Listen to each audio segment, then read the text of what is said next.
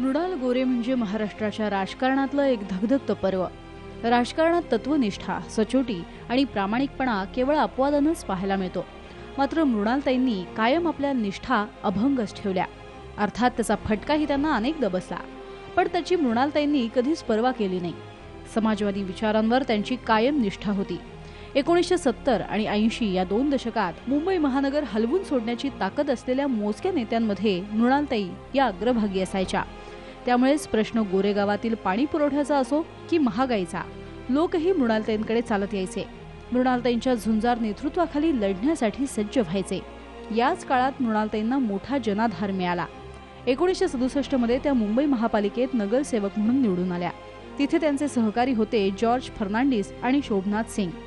त्याच वर्षी शिवसेनेनं मुंबई महापालिकेत 42 जागा जिंकून पाऊल टाकलं।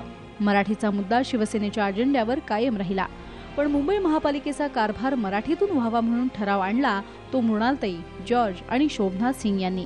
तो ठराव मंजूरही झाला। 1972 मध्ये होऊ घातलेल्या विधानसभा निवडणुकीत काँग्रेसनं तेव्हा त्यांच्या विरोधात माधवराव परांजपे नावाचे एक विधिज्ञ उभे केले होते। परांजपेंच्या प्रचारासाठी खुद्द इंदिरा गांधी यांनी गोरेगावात सभाही घेतली होती, पण अखेर जिंकल्या त्या मृणालताईच। त्यावरून मृणालताईंचा करिश्मा काय होता ते दिसून येत होतं।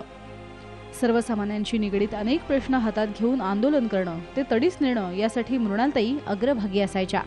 महिलांवरील अत्याचार, वाढती महागाई, नागरी समस्या, सार्वजनिक वितरण व्यवस्थेतील गोंधळ, उच्चपदस्थांचा भ्रष्टाचार या प्रश्नांच्या विरोधात मृणालताईंनी आवाज उठवला होता। पाणीवाली बाई असा उल्लेखही मृणालताईंचा व्हायचा। मृणालताई गोरे यांच्या जीवनावर आधारित पाणीवाली बाई हे आत्मचरित्र गेल्या वर्षी प्रकाशित झालं। मृणाल गोरेंच्या निधनामुळे राज्याची रणरागिणी काळाच्या पडद्याआड गेल्याची भावना राजकीय वर्तुळात व्यक्त होतीये। Bureau report, Saam Marathi.